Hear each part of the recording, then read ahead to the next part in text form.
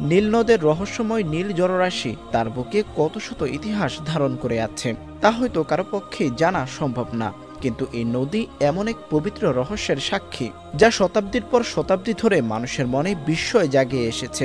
আমরা অনেকেই জানি আল্লাহর মহানবী হজরত ইউসুফ আলাইহিসসালামকে সমাহিত করা হয়েছিল এই নীল নদের গভীরে। কিন্তু কেন একজন মহান নবীকে পৃথিবীর বুকে নয় বরং নদীর অতল গভীরে শায়িত করা হয়েছিল? চলুন আজ আমরা ইতিহাসের পাতা থেকে সেই অবিশ্বাস্য কাহিনী উন্মোচন করি।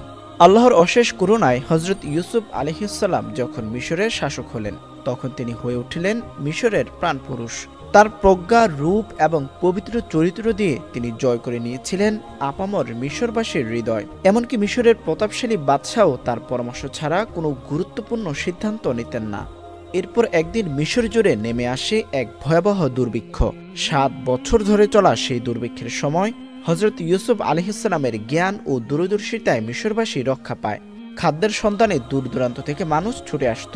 একদিন তার ভাইয়েরাও এলেন, যারা শৈশবে তাকে কুয়ায় ফেলে দিয়েছিল। হজরত ইউসুফ আলাইহিসসালাম তাদের চিনে ফেললেন এবং তার পরিবারকে মিশরে নিয়ে আসার ব্যবস্থা করেন। তিনি তার একটি পাঞ্জাবি ভাইদের হাতে দিয়ে বললেন, এটি আমার পিতার চোখের উপর রাখবে। আল্লাহর ইচ্ছায় তিনি দৃষ্টিশক্তি ফিরে পাবেন। তারপর তোমাদের পুরো পরিবারকে নিয়ে মিশরে চলে এসো।